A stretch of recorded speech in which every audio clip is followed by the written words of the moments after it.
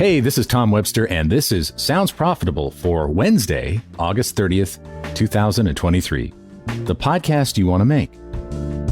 After talking to so many podcast movement attendees last week about how to grow their audience, I have a hard question for you.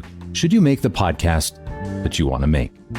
And I'll get into that in just a moment. But first, this is your last call to register for today's webinar. That's if you're listening to this today, as I'm recording it on August 30th, the newest Sounds Profitable study. This free event, which I'll be hosting, starts at 3 p.m. Eastern, and you can come learn about this study, the podcast landscape in America, and learn strategies on how podcasting can turn casual listeners into passionate fans. There'll be a registration link in the show notes.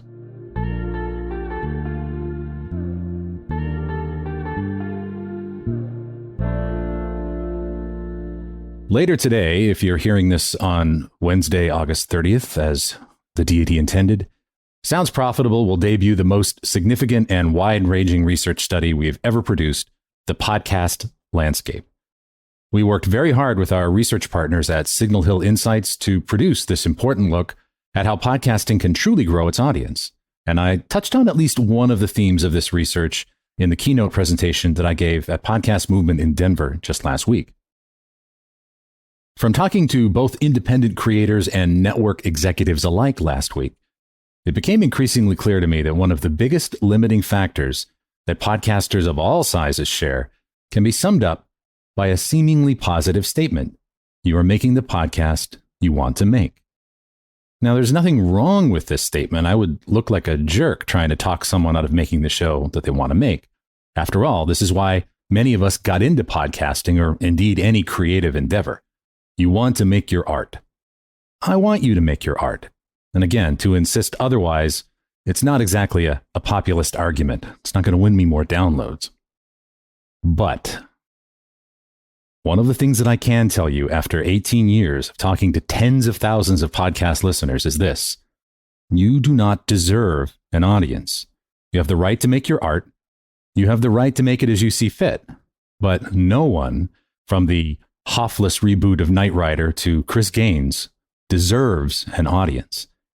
That doesn't mean you have to compromise your art, but if you want to earn an audience, you can no longer make the podcast you want to make. You have to make the podcast that they want to hear. One of the things I talked about in my keynote last week was the act of deciding and what does and what doesn't go into your podcast. Decide, by the way, is a great word. It's from the Latin decidere, which translates to cut off, to cut off. Now, the art of deciding isn't just about choosing what to do. That's choosing. Deciding is also about cutting off that which does not achieve that specific goal, cutting out that which does not support what you have chosen.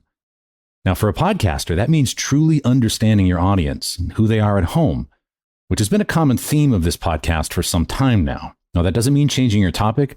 It doesn't mean changing your perspective or even your point of view on your subject matter. That's the kind of podcast you want to make. But it does mean changing how you present that message and killing off everything that isn't that. In practice, this means killing some darlings. That means cutting some tangents, not having certain guests, maybe even eliminating some of your favorite stories, if they aren't contributing to the how your specific audience wants to receive your message. This is, in fact, a big part of the process when I put together my podcast movement keynotes. I have to ruthlessly eliminate some of my favorite stories or spiciest data meatballs, yum, when they don't serve the audience that I'm trying to earn in that moment. I put them under the bed. I can chuckle about them later, but they're just part of the talk I want to give and not the talk that an audience wants and needs to hear. But in pursuing this discipline, I am earning an audience and still achieving my ultimate goals. I have a friend named Drew Davis, who is a very successful public speaker. One of the things that he talks about in a book that he co-wrote with Michael Port, another friend and another very accomplished speaker, they wrote a book together called The Referable Speaker. And Drew talks about his approach to getting keynotes all over the world, well-paying keynotes in a wide variety of industry conferences.